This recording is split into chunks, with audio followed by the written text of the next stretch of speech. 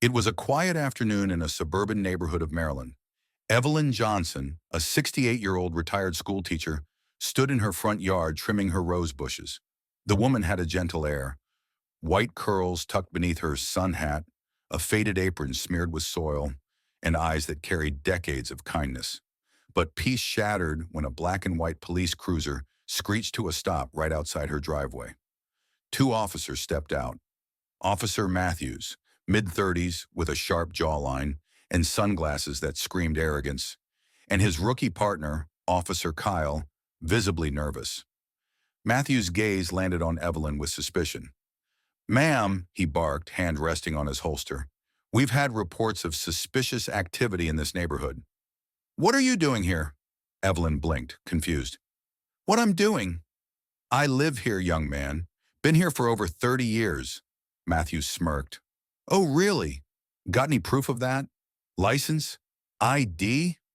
Evelyn sighed, setting down her clippers. "Inside the house.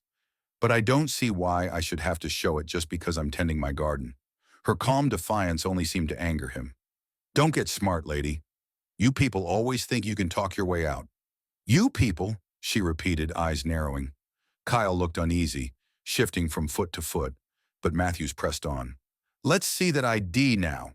Hands where I can see them." Evelyn's heart pounded, not from fear but disbelief. In all her years, she'd never been spoken to like that. As she reached for her phone, Matthews barked, "What do you think you're doing?" "Calling my son," she said quietly. He sneered.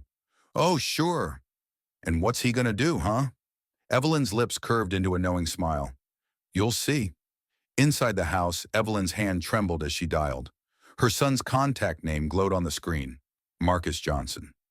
Matthews leaned against the patrol car, still watching her like a hawk. "Rookie," he muttered. "Bet she's calling some lawyer off Google." Kyle frowned. "She doesn't look dangerous, sir." "Maybe we should just—" "Quiet," Matthews snapped. "People like her lie all the time." The call connected. "Hey, Mom," came a deep, confident voice on the other end. Evelyn took a shaky breath. "Marcus, I'm being harassed by two officers outside my home. They say I don't belong here." There was a pause, then Marcus's tone changed. Calm but edged with steel. "Stay calm, Mom.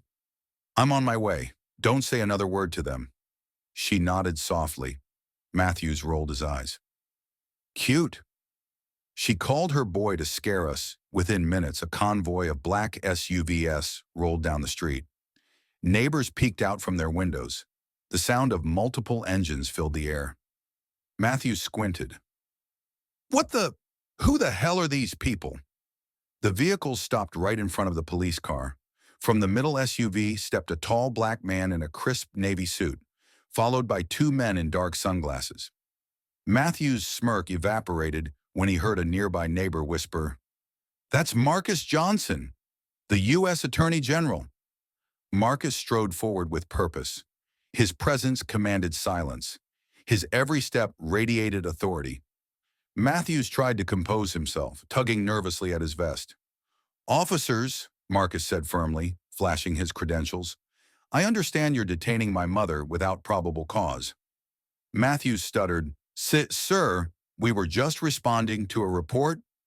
"Of what exactly?" Marcus cut in sharply. He gestured toward Evelyn's rose bushes. "Of an elderly woman gardening in her own yard?" Kyle's voice cracked. "Sir, we didn't know who she was."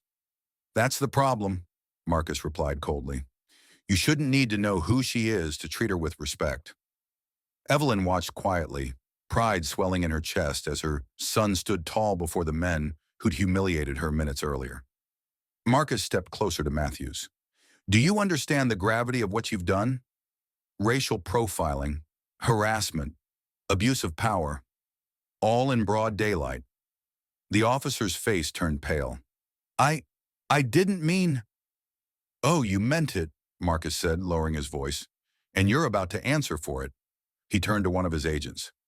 "Get internal affairs on the line, and I want a full incident report by morning."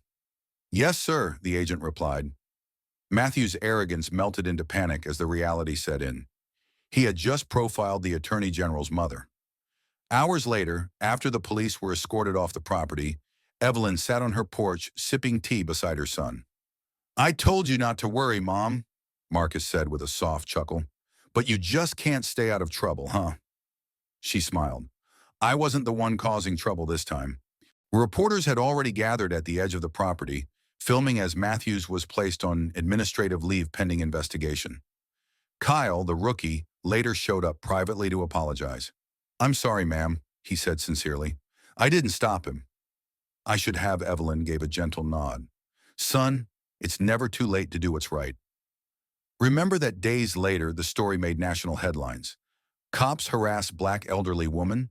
Turns out her son is the U.S. Attorney General.